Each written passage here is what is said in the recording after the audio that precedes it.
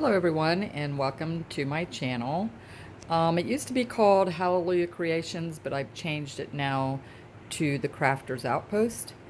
And so just to let you know that. But today I just wanted to, I've been in the paper dyeing for several days trying to find out ways so I'm not, aggravating my husband with the smell. Even in the dehydrator, it really does smell up the house. So what I did is I just decided to make a bottle of the coffee and just spray it on my papers.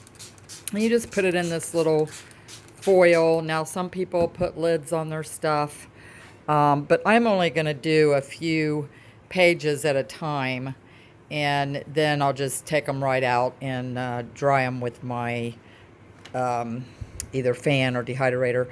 But so I'm just layering different laces and things, and I'm probably only going to do maybe 20 pages at a time, and then it won't take me long to do it, and I can just keep decorating my pages this way, and we'll see how it works out. After I get this done, I'm going to put them to dry or to sit for a couple of hours, and then I will dry them and give you the results when I'm done.